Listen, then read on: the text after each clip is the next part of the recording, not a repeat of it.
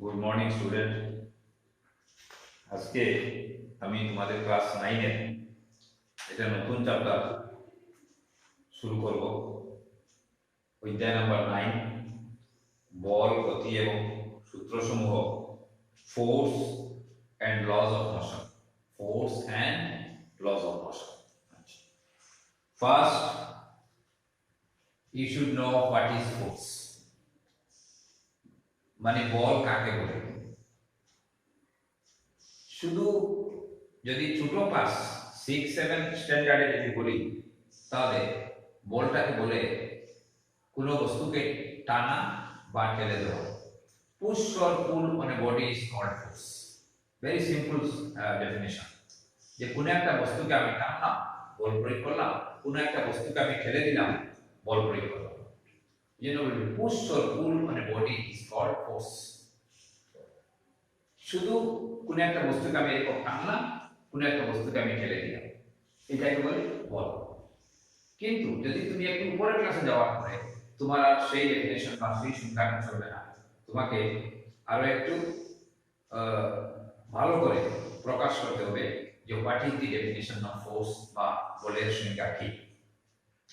বলের সংজ্ঞাটা হলো যে ইংরেজিতে এরকম বলে, এ force is that which acting on a body changes or tends to change the position of an object. আমি ভালো করে জিনিসটা তোমাদেরকে বলছি। বলটা হলো যে কোন একটা বস্তুর উপরে যদি তুমি বল প্রয়োগ করো তাহলে বস্তুটা তার পজিশন, তার অবস্থার পরিবর্তন হবে, বা অবস্থার পরিবর্তন যদি নাও হয় তাহলে তার পরিবর্তনের একটা ইচ্ছা শক্তি আসবে, বডির উপরে একটা ইচ্ছা শক্তি আসবে তার পরিবর্তনের জন্য। ওই জন্য বলছে force is that which acting on a body changes, মানে বস্তুর অবস্থার পরিবর্তন হতে পারে, অর টেন্ডস টু চেঞ্জ, বা পরিবর্তন যদি নাও হয় তাহলে এক পরিবর্তন হওয়ার একটা টেন্ডেন্সি বা ইচ্ছা বডির উপরে আসবে। যেমন আমি তোমাদেরকে একটা এক্সাম্পল বলি। আমি একটা বইকে ঠেলে দিলাম, বইটা এক জায়গা থেকে অন্য জায়গায় চলে গেল। কি করে? বল প্রয়োগ করে। আমি একটা বল প্রয়োগ করে আমি কি করলাম? বইটাকে এক জায়গা থেকে অন্য জায়গায় নিয়ে গেলাম। এখন মনে করো করিমগঞ্জ রেলওয়ে স্টেশনে একটা ট্রেন খাড়া আছে। তুমি যদি পিছনের দিকে যদি ওকে ঠেলো তাহলে ট্রেনটা কি চলবে নাকি? ট্রেনটা তো নিশ্চয়ই চলবে না। তাহলে কি তোমার ফোর্সটা বা তুমি যে বল প্রয়োগ করেছিলে ট্রেনের পিছনে, সেই বলটা কি বেকার গেল? সেই বলটা কখনো বেকার যায়নি। কারণ তুমি যে বল প্রয়োগ করেছো ট্রেনের পিছনে, যদিও ট্রেনটা চলেনি কিন্তু ট্রেনের চলার একটা ইচ্ছা আসে। তোমার বলের দ্বারা ট্রেনটা চলার একটা ইচ্ছা আসে, যদিও চলেনি। এরকম তোমার মতো যদি আর হাজার বল যদি একসাথে ফেলে দেয় তাহলে তো ট্রেনটা চলে যাবে। ঠিক আছে? দ্যাট মিন্স ইয়োর ফোর্স, তুমি যেটা বল প্রয়োগ করেছো একটা বিশাল ফোর্সের একটা ছোট একটা ভাগ, it is a part of a big force. তো ওই জন্য বলছে যে force is that which acting on a body changes or tends to change the position of an object. একটা বস্তু চলতে পারে বা তার মধ্যে চলার একটা ইচ্ছা থাকে। ঠিক আছে? আচ্ছা, এখন এই বল প্রয়োগ করলে বডির মধ্যে কি হয় আমি তোমাদেরকে একটু এক্সপ্লেইন করছি। আমি একটা বডির মধ্যে বল প্রয়োগ করলাম, বল প্রয়োগ করার পরে কি হতে পারে? প্রথম হলো force can change the position of an object. বল কি করতে পারে? একটা বস্তুকে তার অবস্থার পরিবর্তন করতে পারে। মনে করো একটা সাইকেল আছে খাড়া, আমি পিছনের দিকে ঠেলে দিলাম, সে এক জায়গা থেকে অন্য জায়গায় চলে গেল, বল প্রয়োগ করলাম। আচ্ছা, বলছে force can stop A body.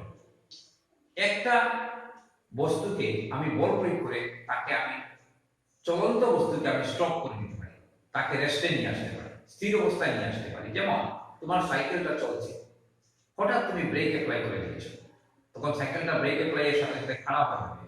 অর্থাৎ তুমি যে ব্রেক অ্যাপ্লাই করেছো, it is nothing but force, এটা মেকানিক্যাল ফোর্স। তুমি একটা যান্ত্রিক শক্তি অ্যাপ্লাই করেছো, সেই শক্তির দ্বারা কি হয়েছে? সাইকেলটা রেস্টে গেছে। তাহলে বলা যায় যে force can stop A body, একটা চলন্ত বস্তুকে স্থিতিশীল অবস্থায় নেওয়া যায় বলের দ্বারা। আচ্ছা, force can give motion to a body, বলছে একটা বস্তু স্থির অবস্থায় আছে, তুমি যদি বল প্রয়োগ করো তাহলে সে স্থির অবস্থা থেকে চলতে আসবে, ঠিক আছে।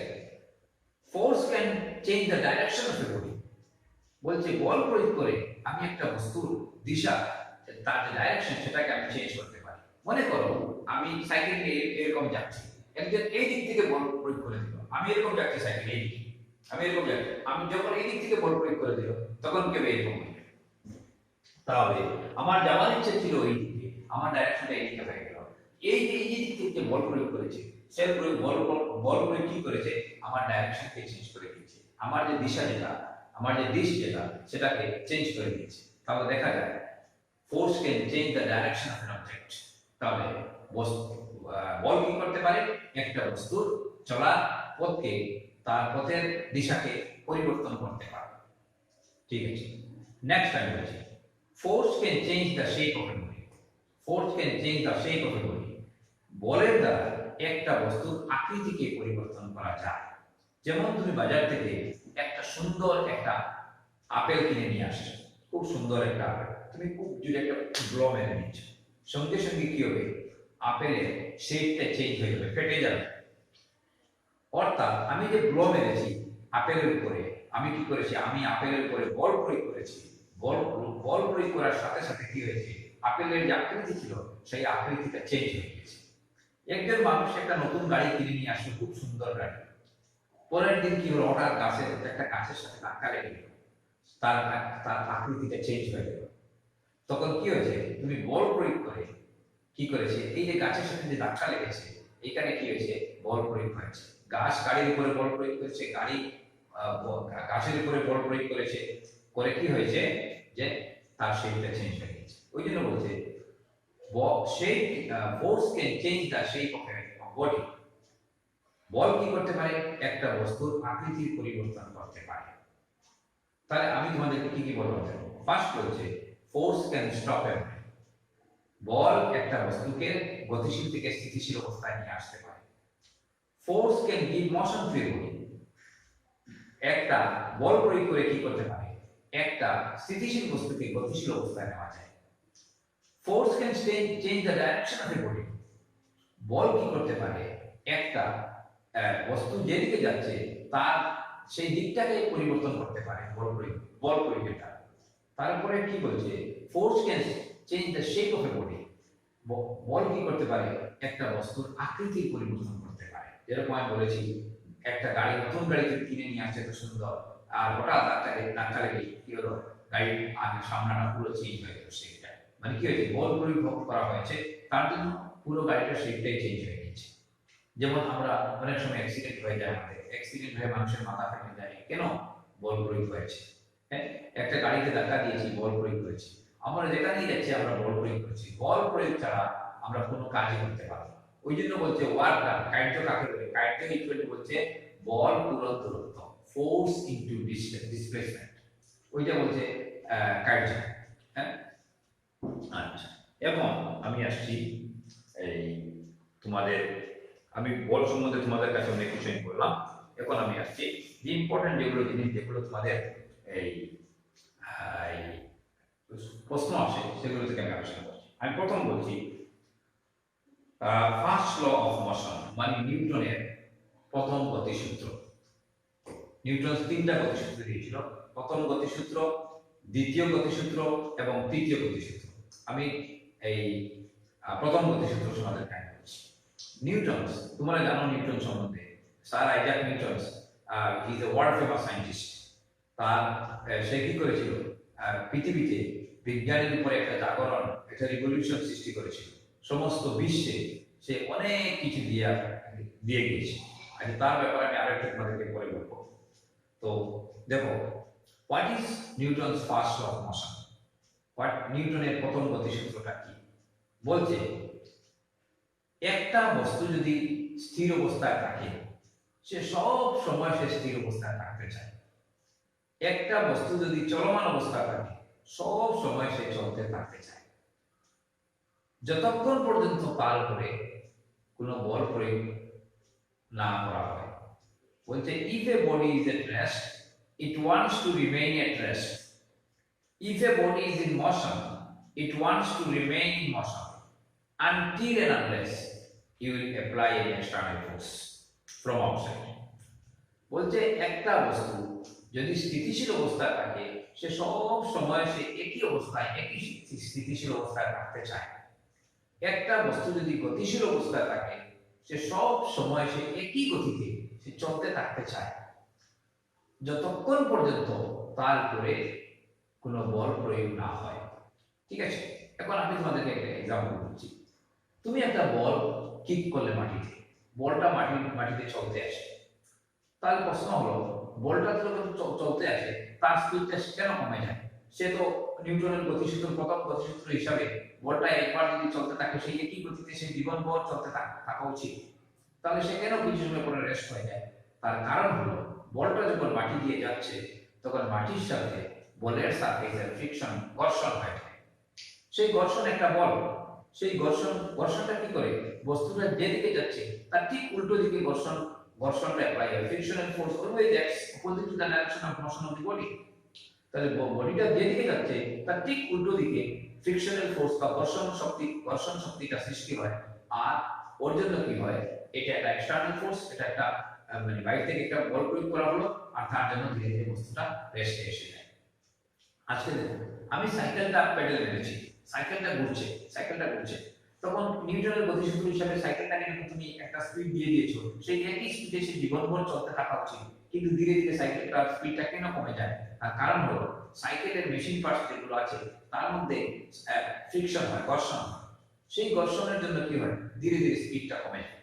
কারণ এই ঘর্ষণটা একটা এক্সটার্নাল ফোর্স, বাইরে থেকে একটা বল প্রয়োগ হয়। ওই জন্য কি করতে হয়, আমরা বারবার পেডেল মারতে হয়। না হলে নিউটনের প্রথম গতিসূত্র হিসাবে যদি একবার পেডেল মারো তাহলে এই একই স্পিডে সাইকেলটা জীবনভর চলতে থাকা উচিত, কিন্তু তারপরেও বন্ধ হয়ে যায় কেন? কারণ এখানে এক্সটার্নাল ফোর্স বা বাইরে থেকে কিছু বল প্রয়োগ হয়েছে। এখানে বল প্রয়োগটা কি, সাইকেলের যে বিভিন্ন মেশিন পার্টস আছে এটা একটা অন্যটার সাথে ফ্রিকশন হচ্ছে, ঘর্ষণ হচ্ছে, ওই জন্য এটা এক্সটার্নাল ফোর্স বাইরে থেকে বল প্রয়োগ করা হলো, ওর জন্য ধীরে ধীরে সাইকেলটা কি হয়, স্টপ হয়। আচ্ছা, আমি নিউটনের প্রথম গতিসূত্রের অনেক এক্সাম্পল আমি তোমাদেরকে দিতে পারবো। একটা এক্সাম্পল আমি বলছি। আচ্ছা, আমি তোমাদেরকে আবার বলছি নিউটনের প্রথম গতিসূত্রটা কি। নিউটনের প্রথম গতিসূত্রটা হলো একটি বস্তু যদি স্থির অবস্থায় থাকে সে সব সময় স্থির অবস্থায় থাকতে চায়।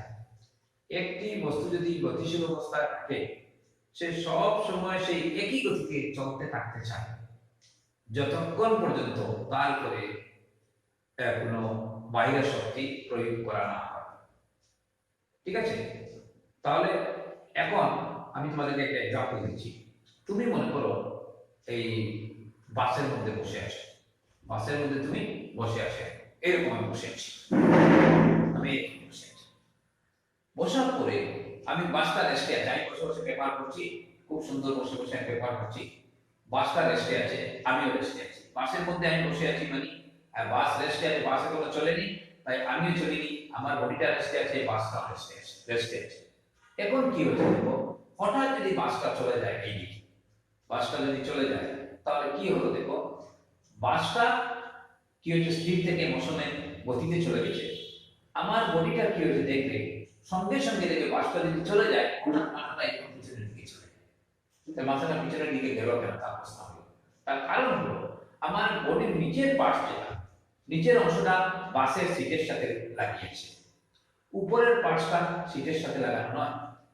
যখন বাসটা স্থির অবস্থায় ছিল, আমার সমস্ত বডিটা স্থির অবস্থায় ছিল, হঠাৎ বাসটা যখন চলতে আরম্ভ করলো তখন নিচের পার্টটা, আমার বডির যে নিচের অংশ সেই অংশটা বাসের সাথে লাগিয়েছে, সেটা চলতে আরম্ভ করলো, কিন্তু মাথাটা এখনো সে স্থির অবস্থায় থাকতে চায়, সে যেতে চায় না। ওই জন্য কি হয়, সে পিছনের দিকে এরকম হয়ে যায়। ঠিক আছে, তাহলে এই একটা এক্সাম্পল। এখন যদি দেখো, মনে করো যে বাসটা চলতে আছে, বাসটা কি আছে, বাসটা এরকম চলতে আছে, বাস চলতে আছে মানে আমিও চলতে আছি। মনে রাখবে বাসের ভিতরে যত প্যাসেঞ্জার আছে সবগুলোই কি, বাস যদি চলতে থাকে তাহলে সব প্যাসেঞ্জার গুলো চলতে আছে। বাস গতিশীল মানে সব প্যাসেঞ্জার গুলো গতিশীল। এখন এই চলা অবস্থায় হঠাৎ যদি থেমে যায়, তুমি দেখবে যে মাথাটা আমার এই দিকে সামনের দিকে চলে যাবে। আগে কি হয়েছিল, স্থির অবস্থা থেকে যদি চলে তাহলে মাথাটা পিছনের দিকে যায়, আর যদি চলা অবস্থা থেকে স্থির হয় তাহলে মাথাটা সামনের দিকে যায়। কেন? তার কারণ হলো বাস যখন চলছে আমার সমস্ত বডিটা চলছে, হঠাৎ বাসটা রেস্ট হয়ে গেল, নিচের অংশটা বাসের সাথে লাগিয়ে আছে, সেই নিচের অংশটা রেস্টে এসে গেল, কিন্তু মাথাটা এখনো আগে দিকে যেতে চাচ্ছে, এরকম চেষ্টা করে। ঠিক আছে, তো এরকম অনেক এক্সাম্পল আছে নিউটনের প্রথম গতিসূত্র, অনেক এক্সাম্পল আছে। আরেকটা এক্সাম্পল তোমরা নিতে পারো, যেমন একটা গ্লাসের মধ্যে একটু উপরে একটা কাঠ বসিয়ে, উপরে 5 টাকা একটা সিক্কি, যেটা আমরা বলি 5 টাকা, ওইটা বা 10 টাকা যেটা আছে ওইটা রেখে তুমি উপরে রাখো। এখন হঠাৎ যদি তুমি কাঠটাকে তুমি এরকম টেনে দাও, তাহলে দেখবে পয়সাটা গ্লাসের মধ্যে পড়ে যাবে, তোমার কার্ডের সাথে আসবে।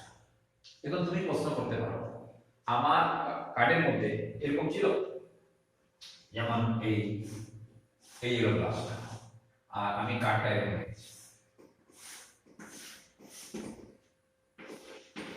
এই সিটিটা, এই সিটিটা আমি যখন কার্ডটাকে এরকম টানি তখন ওইটা নিচের দিকে পড়ে যায়। এটা কি হয়?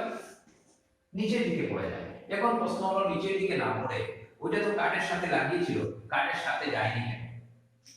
তার কারণ হলো পয়সাটা যখন কার্ডের সাথে লাগিয়েছে, কার্ডটা রেস্টে আছে, গ্লাসটাও রেস্টে আছে, হঠাৎ যখন তুমি কার্ডটাকে টেনেছো, পয়সাটা কিন্তু এখনো টেন্ডেন্সি সে রেস্টে থাকবে, সে যেতে চায় না, তখন সে কার্ডটা যদিও চলে গেছে কিন্তু সে নিচের দিকে পড়ে যাবে, কারণ সে তার নিজের জায়গায় থাকতেছে।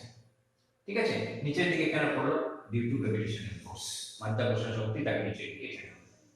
ঠিক আছে, তাহলে এরকম আমার নিউটনের গতির প্রথম গতিসূত্রের অনেক অনেক উদাহরণ আছে। এখন দেখো, আমি স্যার আইজাক নিউটন সম্বন্ধে তোমাদেরকে আমি একটু বলছি। স্যার আইজাক নিউটন কি হলো, একবার উনি ইটালি পিসা নগরীতে, স্যার আইজাক নিউটনের জন্ম কখন হয়েছিল? ইটালি পিসা নগরী, ইটালি তোমরা জানো, ইটালি একটা কান্ট্রি, পিসা নগরীতে 1564 সালে 15ই ফেব্রুয়ারি কি হয়েছিল, স্যার আইজাক নিউটন মানে গ্যালিলিও গ্যালিলি, ওই 15 ফেব্রুয়ারিতে গ্যালিলিও গ্যালিলি জন্ম হয়। ঠিক আছে, আচ্ছা, গ্যালিলিও গ্যালিলির জন্মের আগে, আমি গ্যালিলিও সম্বন্ধে তোমাদেরকে একটু পরে বলছি, আমি নিউটন সম্বন্ধে একটু তোমাদেরকে বলি, কারণ আমি নিউটনের সূত্র নিয়ে এখানে আলোচনা করছি। নিউটন একবার কি হলো, তিনি যে ইউনিভার্সিটিতে পড়তেন, সেই ইউনিভার্সিটিতে একবার কি হলো, এই প্লেগ ব্যাপারটা দেখা যায়। প্লেগ ব্যাপার, এটা তো ভয়ঙ্কর, এটা খুব সংক্রামিত হয়, মানুষ অনেক মারা যায়। তখন কি হলো, ইউনিভার্সিটি যখন প্লেগ ব্যাপার দেখা দিল, তখন তিনি ভয় করে ইউনিভার্সিটি ছেড়ে 1 বছরের জন্য নিজের বাড়িতে এসে গেলেন। প্লেগ ব্যাপার দেখা যায় যে মহামারী রোগ, অনেক লোক মরবে, তো ইউনিভার্সিটিতে থাকতে ভয় করলেন, তখন ইউনিভার্সিটি ছেড়ে কি করলেন, নিজের বাড়িতে এসে গেলেন। নিজের বাড়িতে এসে বাড়িতে নিজের করে স্টাডি পড়াশোনা করতেন, কিন্তু ওয়ার্ল্ড ফেমাস সায়েন্টিস্ট, আচ্ছা, গড গিফটেড ব্রেইন। তো একদিন কি করলেন, তিনি তার ঘরের পিছনে, আমার এই স্যার আইজাক নিউটন তার যে নিজের ঘর, সেই ঘরের পিছনে একটা আপেলের বাগান আছে, একটা আপেলের বাগান। উনি প্রায় কি করতেন, সেই ঘরের পিছনে যে আপেলের বাগান, ওই বাগানে গিয়ে বসে থাকতেন। বাগানে গিয়ে বসে একজন সায়েন্টিস্ট মানুষ, মানে বিভিন্ন পরিবেশ, এই নেচারের যে পরিস্থিতি, প্রাকৃতিক যেগুলো পরিস্থিতি, এইগুলো নিয়ে খুব চিন্তা করতেন, যেটা কিরকম হচ্ছে, এটা কিরকম হচ্ছে, সবসময় মনের মধ্যে এইসব নিয়ে চিন্তা আসতো এবং তার সলিউশনও বের করে দিত। তো একদিন কি হয়েছে, বাগানের পিছনে গিয়ে আপেলের বাগানে গিয়ে বসে আছেন, হঠাৎ দেখলেন যে একটা আপেল গাছ থেকে নিচের দিকে পড়ে গেল। তো উনি মনে মনে একটা বিরাট চিন্তা এসে গেল যে কেন আপেলটা নিচের দিকে পড়লো, সেটা উপরের দিকে কেন যায়। সঙ্গে সঙ্গে তো উত্তরটা পাননি। এটা নিয়ে তিনি অনেক চিন্তা শুরু করলেন। চিন্তা করতে করতে করতে একদিন সঠিক আনসারটা পেয়ে গেলেন। তখন আনসারটা কি পেলেন, দেখলেন যে পৃথিবী একটা চুম্বকের মতো। পৃথিবী কি করে, একটা বিরাট চুম্বক কি করে, চুম্বক জাতীয় বস্তুকে সে আকর্ষণ করে। তো বলছে পৃথিবীরও কি আছে, একটা আকর্ষণ আছে।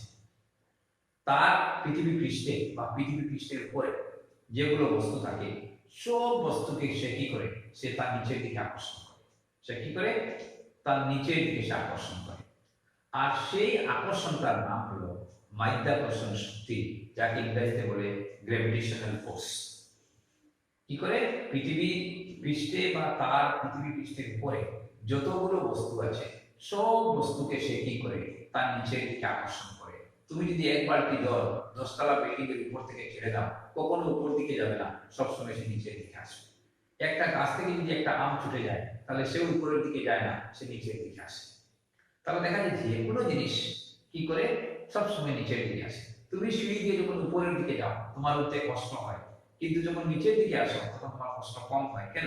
উপরের দিকে যখন তুমি যাচ্ছ, তখন মাধ্যাকর্ষণ শক্তির বিপরীতে তুমি কাজ করছো, কারণ মাধ্যাকর্ষণ তোমাকে নিচের দিকে টানছে, তুমি উপরের দিকে যাচ্ছ।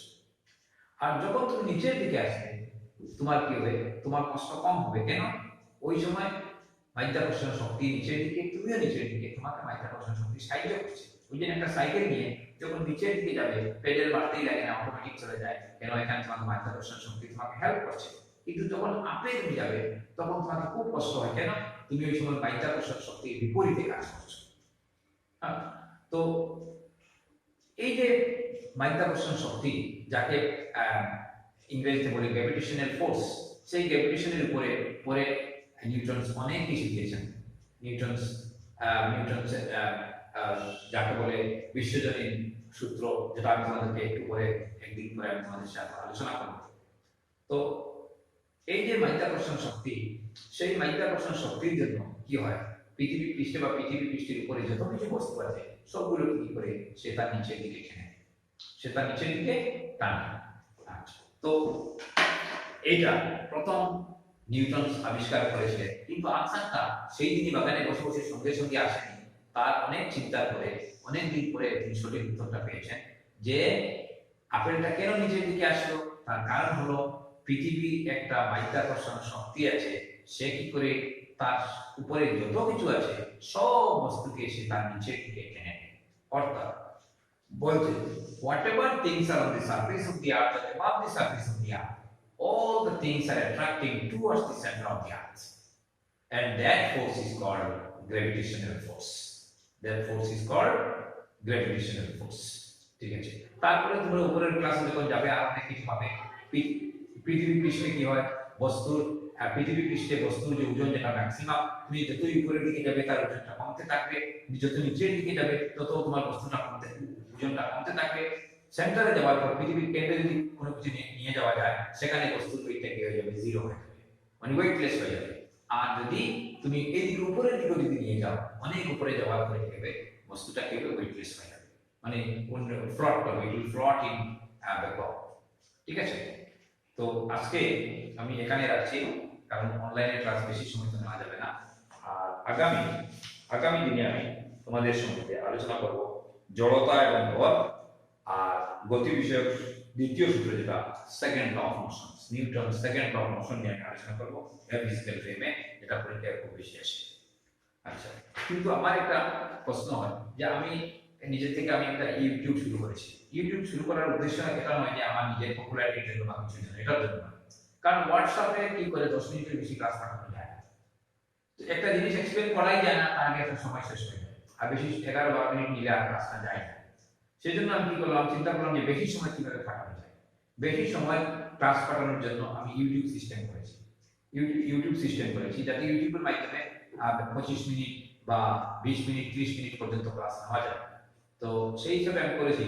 কিন্তু আমি যখন ভিউ দেখি একটা ক্লাসে, যখন আমি শুধু করিমগঞ্জ হাই মাদ্রাসা না, অন্যান্য কিছু স্কুলে আমি দেখি, কিন্তু ভিউটা খুব কম পাই, মনে হয় যেন স্টুডেন্টরা বেশি দেখে না। আরেকটা জিনিস হলো প্রবলেম, পুরো ক্লাসটা স্টুডেন্ট ফলো করে না। ক্লাসটা দেখলো 5 মিনিট 6 মিনিট বা 2 মিনিট 1 মিনিট তারপরে ছেড়ে দিল, তারপর আর দেখলো না। তাহলে তুমি যে আমি যেটা এক্সপ্লেন করলাম, সেই এক্সপ্লেনেশন থেকে তুমি কি পাবে যদি তুমি পুরো ক্লাসটা দেখো? তোমাদেরকে আমি রিকোয়েস্ট করছি, তোমরা পুরো ক্লাসটা দেখো। পুরো ক্লাসটা যদি না দেখো তাহলে তুমি পাবে না। কারণ আজকের ক্লাসে যেগুলো এক্সপ্লেন করেছি, আগামী ক্লাসে সেটা করবো না, অন্য ক্লাসে অন্য টপিকে চলে যাবে। তাই আমি বলি তোমরা পুরো ক্লাসটা ফলো করবে। আর বিজ্ঞান এত মজার সাবজেক্ট, এত ইন্টারেস্টিং সাবজেক্ট, এখানে মুখস্থ করার কিছুই নেই। এখানে তুমি সব কিছু তোমার বুঝার ব্যাপার আছে, অনেক কিছু বুঝার আছে, অনেক প্রশ্ন, বিজ্ঞানে প্রশ্নই প্রশ্ন, অনেক প্রশ্ন আছে এগুলো সব কিছু উত্তর প্রশ্ন নেই। বিজ্ঞান শব্দটা আসছে কোথা থেকে? সাইন্টিয়া থেকে সায়েন্স আসছে, SCIENTIA, সাইন্টিয়া। সাইন্টিয়া শব্দটা সাইন্টিয়া থেকে সায়েন্স, যাকে আমরা বাংলায় বলি বিজ্ঞান। তো সাইন্টিয়া শব্দের অর্থটা কি? ওদের ভাষায় আছে গ্রিক ওয়ার্ড। সাইন্টিয়া শব্দের অর্থ one that all should know, one that all should know, যে নাকি সব কিছু জানে। অর্থাৎ বিজ্ঞান কি করতে পারে? সব বস্তুর উত্তর দিতে পারে, সব বিষয়ের উত্তর বিজ্ঞান দিতে পারে। আজ করোনা ভাইরাসে পৃথিবীতে যে মহামারী চলছে, এখানে আমরা বিজ্ঞান ভিত্তিক যদি জীবন যদি অবলম্বন না করি, তাহলে আমাদের বিপদ অনিবার্য। আমরা বিজ্ঞান ভিত্তিক জীবনে চলতেই হবে। আমরা সোশ্যাল ডিস্টেন্স মেনটেন করাটা মাস্ট, আমরা মাস্ক লাগাতে হবে, আমরা স্যানিটাইজিং করতে হবে, আমরা হাত সাবান দিয়ে ধুতে হবে। এগুলো প্রত্যেক জিনিসগুলো বিজ্ঞান ভিত্তিক, বিজ্ঞান ভিত্তিক। তো আমি ওই জন্য বলছি যে তোমরা পুরো ক্লাসটা ফলো করবে। আর যদি ভালো লাগে তোমরা সাবস্ক্রাইব করবে বা অন্যান্য যারা স্টুডেন্ট আছে তাদের সাথে তোমরা শেয়ার করবে। ঠিক আছে, আমি এই বলে আজকে ক্লাস শেষ করছি। Wish all of you all the best.